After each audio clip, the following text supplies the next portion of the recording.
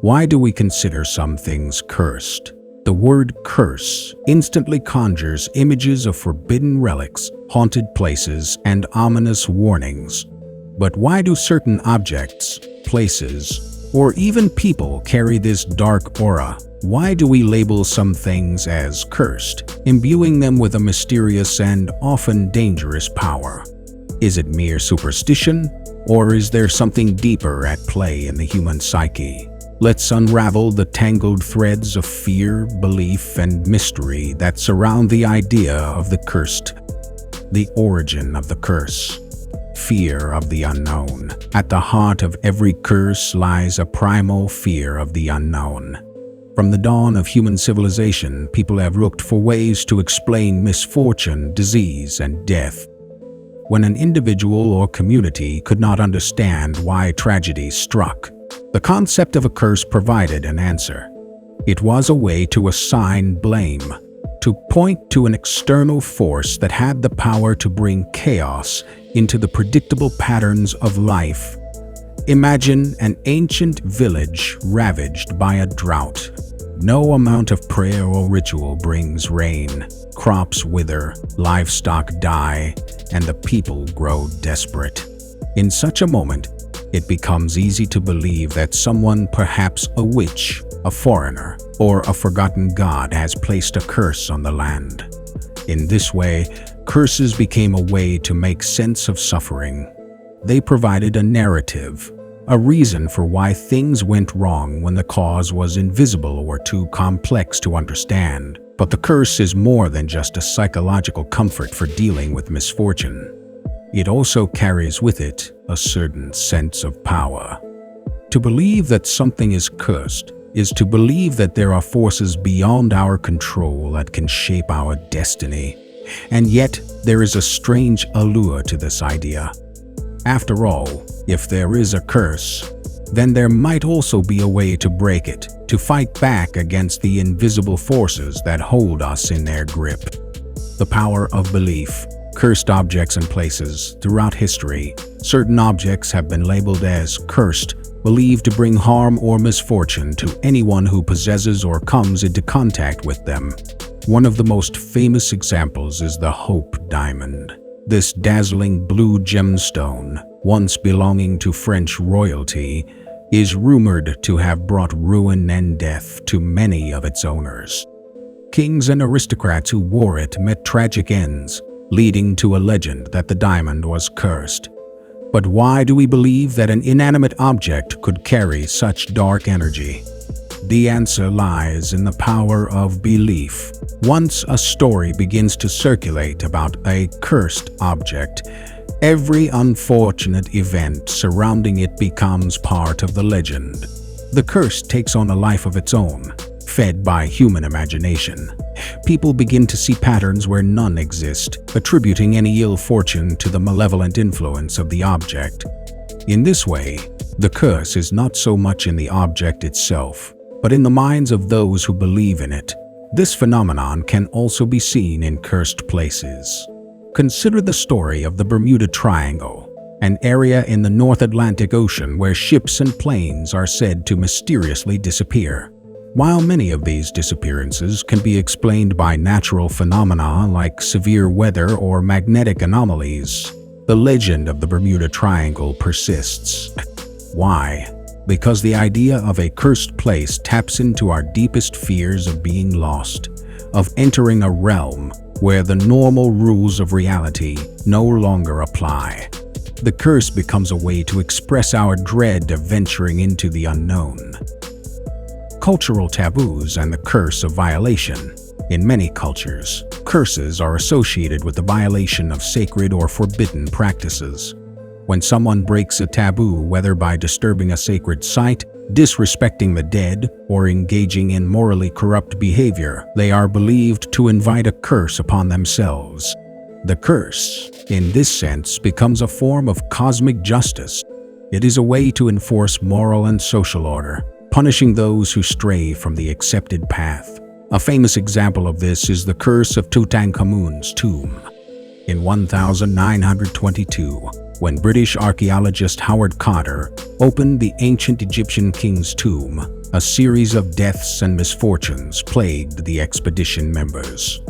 Many attributed these tragedies to the curse of the pharaohs, a supernatural punishment for disturbing the resting place of the dead.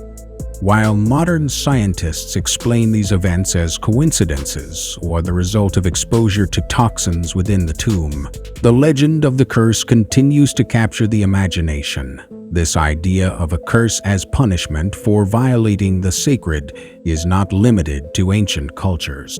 Even in modern times, people speak of cursed lands, cursed families, or cursed fortunes. There is a lingering belief that certain actions, particularly those that transgress deeply held moral or spiritual values, can bring about a curse.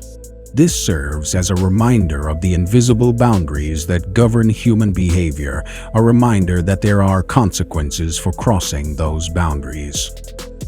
The psychology of the curse. Self-fulfilling prophecies. Interestingly, many curses operate not through any supernatural force, but through the power of suggestion.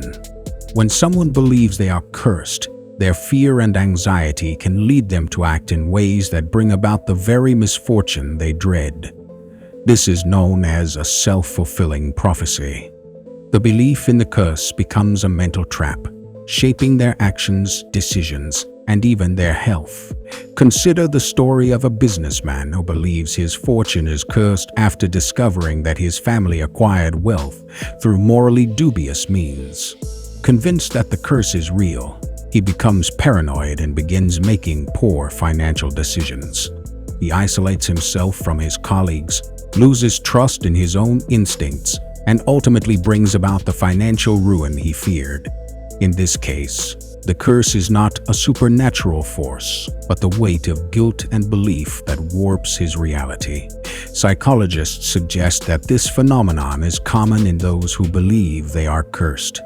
The mind, once fixated on the idea of impending doom, will find ways to justify or interpret every misfortune as evidence of the curse.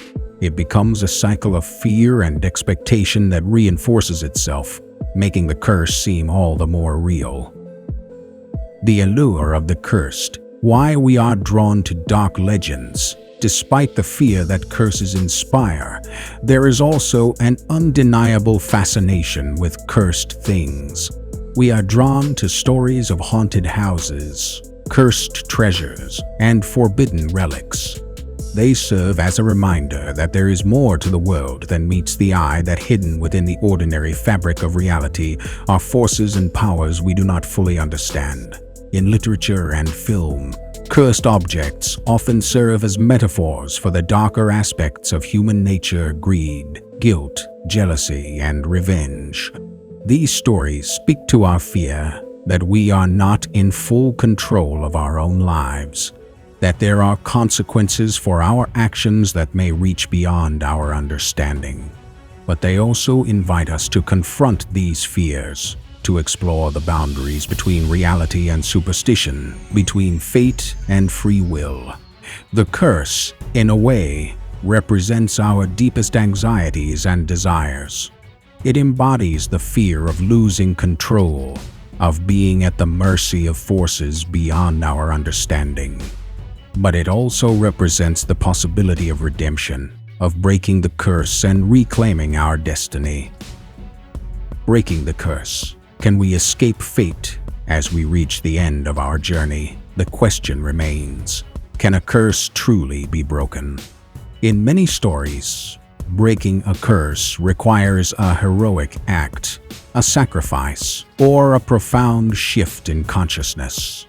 It requires confronting the fear that lies at the heart of the curse, understanding its origins, and finding the courage to break free from its grip. In real life, this might mean recognizing that the curse is not an external force, but an internal one.